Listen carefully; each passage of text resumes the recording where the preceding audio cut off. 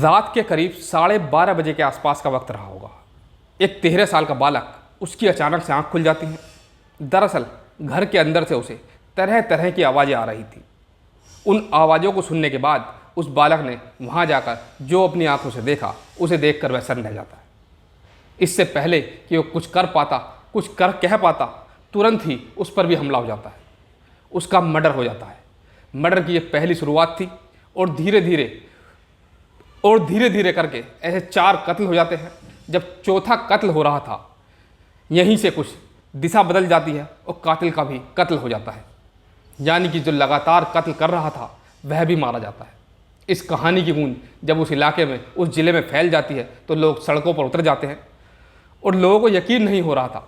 Police ने जो घटनाक्रम का खुलासा किया, ऐसा लग रहा था कि पुलिस ने कोई चाल चली है, लेकिन पुलिस का भी दावा था कि यह कोई चाल नहीं बल्कि ऐसी कहानी जिसको सुनने के बाद शायद आप लोग भी सन्न रह जाएंगे। नमस्कार, सत श्री अकाल, मैं राजकुमार। दोस्तों, आज की सच्ची घटना है जो मैं आपको सुनाने जा रहा हूँ। ये सच्ची घटना मध्य प्रदेश का एक ज़िला है भिंड, और भिंड ज़िले की एक कोतवाली है, शहर कोतवाली, जिसका ही एक इलाका वीरेंद्र नगर है। यहीं की ये सच्ची घटना है। बात कर रहा हूँ 14 मई 2016 की।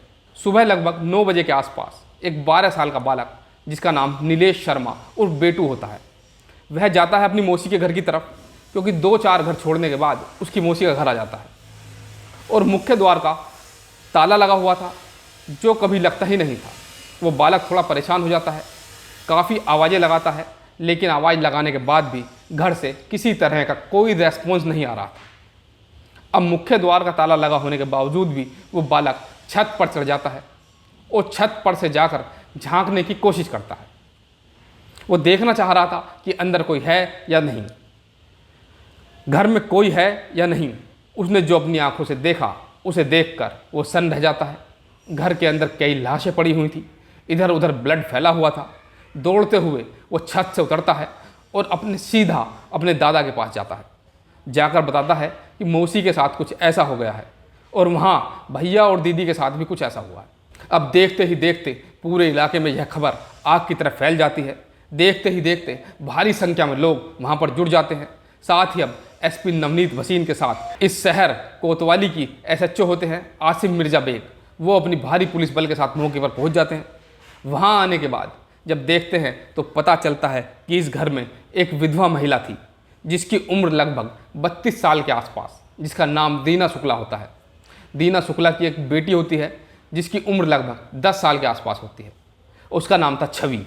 और दीना की जेठ की बेटी, जिसकी उम्र लगभग 16 साल के आसपास थी, और उसकी एक और भतीजी होती है जिसका नाम होता है अंबिका, और भतीजा होता है गोलू। ये कुल मिलाकर के 13, 14, 16 और 10 साल तक के बालक होते हैं। ये 4 बालक थे। एक महिला के घर के अंदर लाश निकलना, यह इस तरह से मौत होना, यह अपने आप में एक चर्चा का विषय बन जाता है।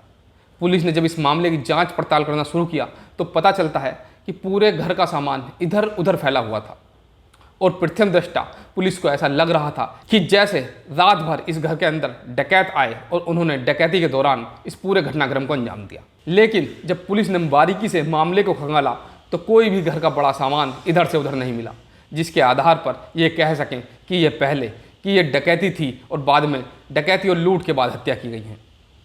पुलिस मामले की जांच पड़ताल में जुड़ जाती है और पुलिस ने 24 घंटे के अंतराल में ही गोविंदपुरी का एक रहने वाला एक व्यक्ति, जिसका नाम नीतीश उर्फ अंकुर होता है, उसको हिरासत में लिया। अब पुलिस ने जब उसको हिरासत में लिया तो पुलिस पर बहुत ज़्यादा प्रेशर पड़ रहा था, दबाव बन रहा था। आखिरकार जो पूरा हत्याकांड है, हर कोई इस हत्याकांड के बारे में जानना चाहता था, इस हत्याकांड की सच्चाई जानना चाहता था और समझना चाहता था कि एक औरत के साथ साथ 4 बच्चों को क्यों मौत के घाट उतारा गया। इस व्यक्ति को जब पकड़ा गया था, उस व्यक्ति से पुलिस ने पूरी कहानी जानने की कोशिश की। आखिरकार पूरा माजरा क्या था, पूरा घटनाक्रम क्या था। तब नीतीश उर्फ अंकुर ने जो कहानी बताई, जो कहानी सुनाई, वो हैरान करने वाली कहानी होती है। दरअसल वो बताता है वो बच्चों को ट्यूशन पढ़ाने के लिए आया करता था। उसकी उम्र उस वक्त 24 साल थी और आसपास, और दीना शुक्ला की जो उम्र थी वो लगभग 32 साल के आसपास थी। वो घर पर आया जाया करता था तो महिला की उससे हालचाल पूछा करती थी। बाद में दोनों एक दूसरे के दोस्त बन जाते हैं। दोनों की बातचीत का सिलसिला शुरू होता है। ये लगातार फ़ोन पर बातें किया करते थे। 2 महीने में ही बताया जाता है कि 300 से ज़्यादा बार दोनों ने आपस में 2 अलग अलग नंबरों पर बातचीत की थी। अब बातचीत का सिलसिला लगातार चल रहा था। रात को उसको इशारा मिला करता था घर में आने का। दरअसल उसने नर्सिंग का भी कोर्स कर रखा था और वह रीना को लाकर कुछ दवाइयाँ दे दिया करता था। वो दवाइयाँ अपने बच्चों को, भतीजों को दे दिया करती थी ताकि बच्चे आराम से, इत्मीनान से सो जाएं और उसके बाद यह दोनों एक दूसरे के साथ शारीरिक संबंध बनाएं, जितना वक्त वे चाहें उतना बिताएं। लेकिन 13-14 मई 2016 की वो रात थी। उस दिन लड़कियों ने तो दवाई खाई थी, नींद की, लेकिन उस लड़के पर शायद उस दवाई का इतना असर नहीं हुआ था जितना हर बार हुआ करता था। अब जैसे ही रात में 12:30 से 1 बजे के आसपास का वक्त रहा होगा, इसी बीच में जो लड़का होता है गोलू, उसकी आंखें खुल जाती हैं। गोलू की जैसे आंख खुलती हैं तो घर से अजीब तरह की आवाज़ें आ रही थी। उसने जब झांक कर देखा तो उसकी बुआ किसी व्यक्ति के साथ अवैध रूप से संबंध बना रही थी। वो गलत स्थिति में थी। उस गलत स्थिति को देखने के बाद, इससे पहले कि वो कुछ कह पाता, तभी दीना और जो उसका प्रेमी होता है, उसने नीतीश दीक्षित ने मिलकर एक प्लान बनाया, क्यों ना इस गोलू को मार दिया जाए। उसके हाथ और पैर बांध दिए जाते हैं ताकि वह भाग ना सके। उसके मुंह में कपड़ा ठूस दिया जाता है ताकि चिल्लाए ना, और चाकुओं से उसको गोद गोद करके हत्या कर दी जाती है। उसको वहीं पर मार दिया जाता है। जब वो मर जाता है, इसी बीच में शोर शराबा सुनने के बाद सबसे पहले अंबिका जाग जाती है, फिर महिमा जाग जाती है। जैसे क्या गोलू को मारा गया था, ठीक वैसे ही अंबिका और महिमा को भी मार दिया जाता है।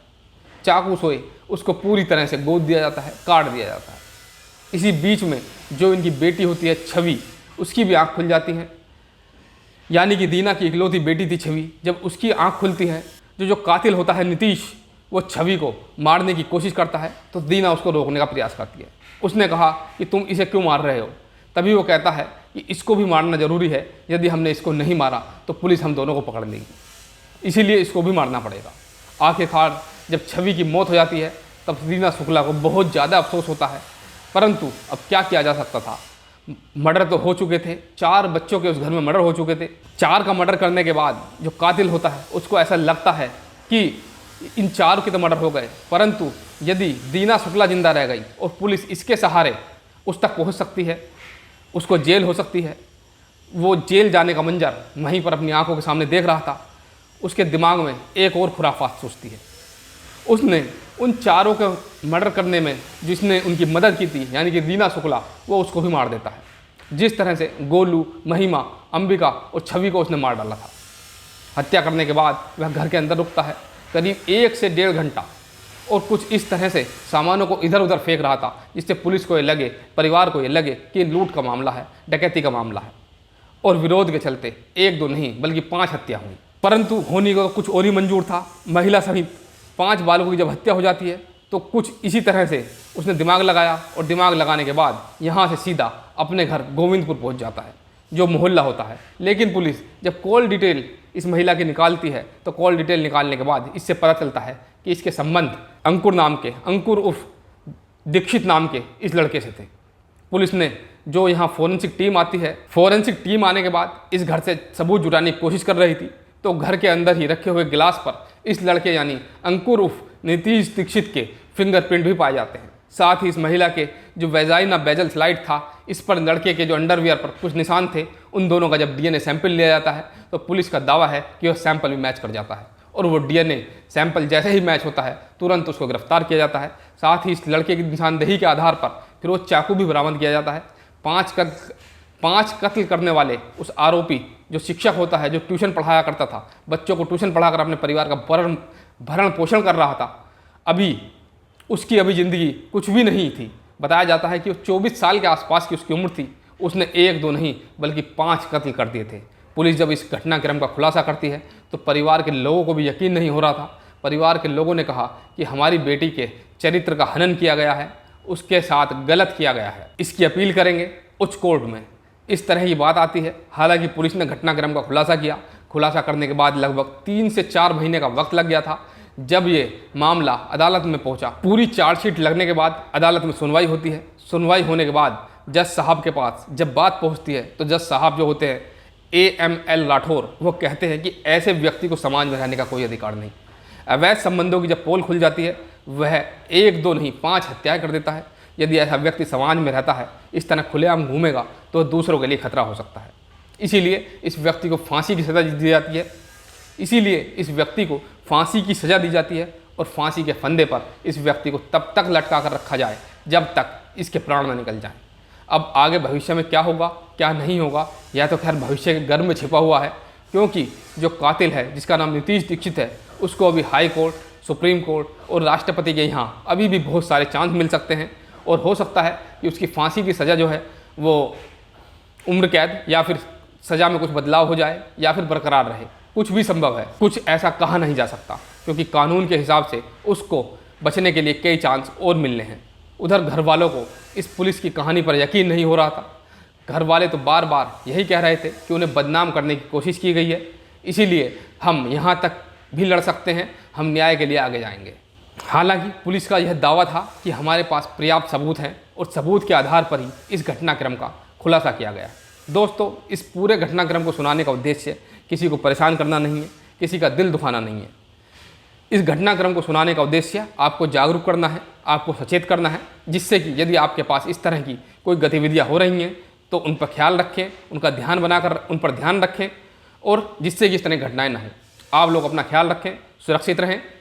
आज की कहानी में इतना ही। हमारे इस तरह की और भी खबरें देखने के लिए हमारे चैनल को सब्सक्राइब करिए, लाइक करिए, कमेंट करिए और खबर अच्छी लगे तो इस पर अपनी राय जरूर रखिएगा। नमस्कार।